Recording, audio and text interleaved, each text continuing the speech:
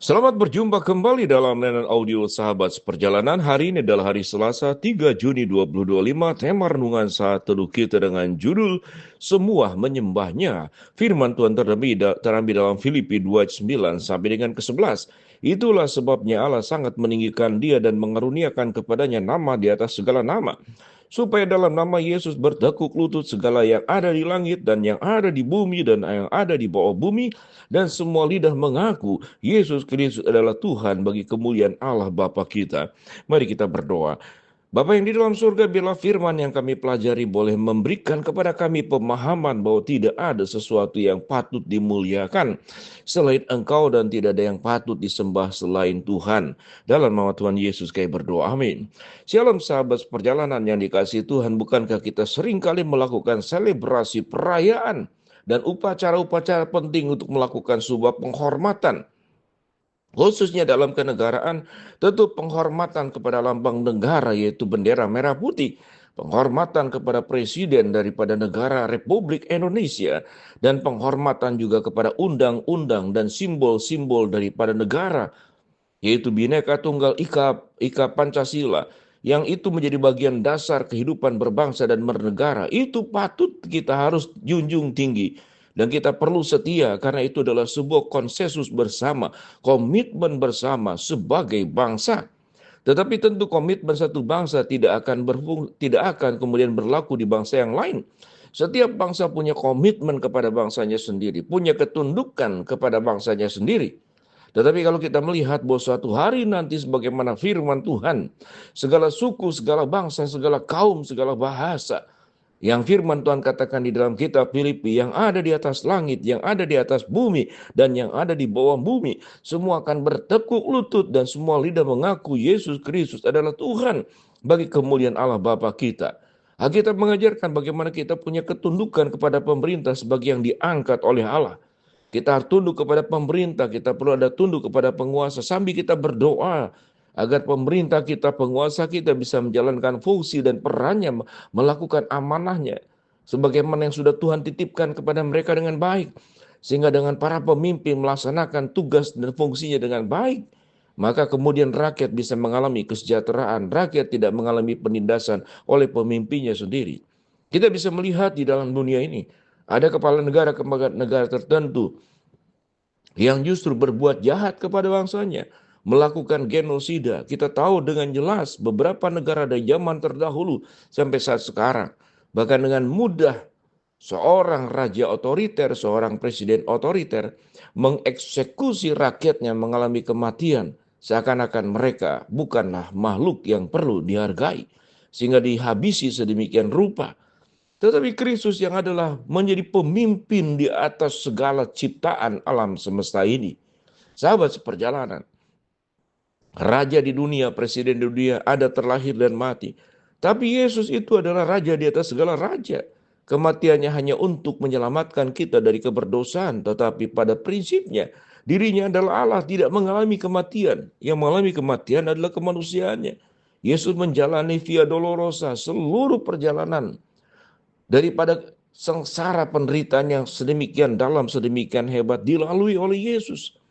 Sedangkan Allah di dalam diri Kristus siogianya tidak perlu mengalami semuanya itu. Tetapi karena kasihnya, karena cintanya, sehingga kalau dikatakan kalau Kristus itu diagungkan, dimuliakan, segala lidah mengaku, segala lutut bertelut bahwa Kristus adalah Tuhan, bagi kemuliaan Allah Bapa. Itu tidak hanya berbicara tentang esensi keberadaan dan ketuhanan Kristus, tetapi tindakan ilahinya, bagaimana mau datang menggantikan kita sebagai manusia berdosa, kita yang seharusnya disalibkan, tetapi Kristus mengambil alih untuk disalibkan. Kemuliaan yang Yesus miliki tidak hanya berbicara tentang esensi Allahnya sendiri, tetapi tindakan kasihnya di dalam mencintai kita. Apa yang kita pelajari dari kondisi dan seperti ini? Bukankah kita seringkali suka sekali dianggap bos, suka sekali dianggap orang penting, suka sekali dipuji, ya bos, ya nyabanjikan. Orang menghormati kita karena kedudukan kita, karena kekayaan kita, atau karena kecerdasan dan pendidikan kita. Secara tidak sadar bahwa kita sedang mengambil alih kehormatan. Siapakah kita kalau kehormatan itu sesungguhnya hanya milik Allah? Ada banyak orang tua kemudian diajarkan memang di dalam Alkitab, hormatilah ayah dan ibumu. Tetapi kita tidak bisa menempatkan diri sebagai Tuhan. Lalu semua orang kita salah dan benar tetap harus dihormati. Lalu karena kita menjadi orang-orang yang gila hormat, sampai lupa untuk bisa memperbaiki diri sendiri. Kalau ada yang kurang kita perlu perbaiki. Kehormatan itu adalah bagaimana hidup kita bisa terjaga dengan baik, secara benar, tanpa perbuat dosa tapi berbuat dalam kebenaran. Melakukan apa yang dilakukan oleh Kristus, tindakan-tindakan mengosongkan diri, menjadi berkat buat orang banyak, memberkati orang lain, berkorban, menderita dalam kebenaran, mengabarkan tentang kasih dan kebaikan Allah, Injil Kristus ke seluruh dunia. Kehadiran kita menjadi terang bagi mereka yang dalam kegelapan, menjadi inspirasi bagi mereka yang sedang putus asa, menjadi kekuatan buat mereka yang sedang lemah, menjadi kesejukan bagi mereka yang sedang menghadapi panasnya kehidupan.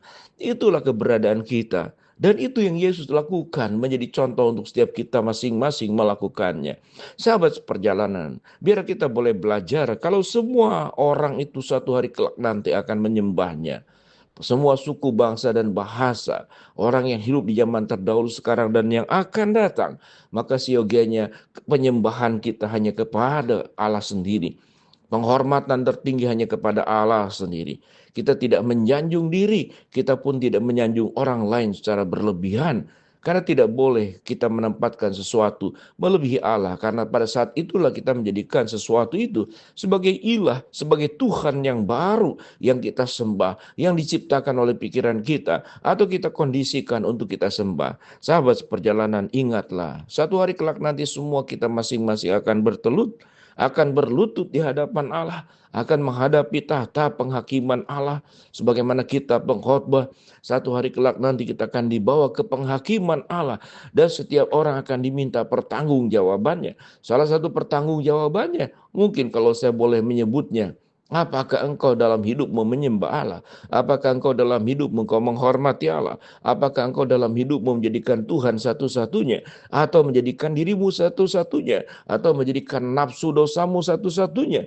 Atau menempatkan, katakanlah, uang finansial sebagai satu-satunya yang engkau utamakan? Atau segala sesuatu yang engkau utamakan? Sahabat seperjalanan, biarlah hati kita sepenuhnya menjadi hati yang kita persembahkan kepada Allah. Hidup kita menjadi hidup penyembahan hanya kepada Dia. Tidak hanya dalam ibadah, tidak hanya dalam liturgika, tetapi dalam setiap kehidupan kita adalah kehidupan yang penuh dengan penyembahan. Kehidupan yang menjadikan Tuhan sebagai pusat, sentra, dan segala-galanya dalam hidup kita. Sehingga suatu hari kelak nanti, suatu kita bertemu dengan Tuhan, kita boleh berkata, ya Bapa, ya Yesus, ya Roh Kudus, selama hidupku aku sudah menyembah Engkau, saat ini pun aku kembali menyembah secara leluasa kepada Engkau. Bertemu di dalam kekekalan, bertemu di dalam sebuah kemuliaan kelak yang satu hari kita akan mengalami perjumpaan. Sahabat seperjalanan, biarlah hidup kita hanya menyembah Dia. Kita tidak menyembah dunia, kita tidak menyembah hawa nafsu, kita tidak menyembah yang lain, tetapi hanya menyembah Dia. Biarlah hidup kita menjadi sebuah persembahan yang harum bagi kemuliaannya. Mari kita berdoa. Bapa dalam surga, terima kasih buat kebenaran firman Allah yang kami pelajari. Hamba berdoa buat sahabat seperjalanan yang sakit, Tuhan jamah sembuhkan. Sahabat seperjalanan yang sedang menghadapi masalah, Tuhan bukakan jalan. Sahabat seperjalanan yang sedang berdoa mengharapkan sesuatu, Tuhan kabulkan dengan waktu dan cara Tuhan yang terbaik. Di dalam nama Tuhan Yesus kami berdoa. Amin.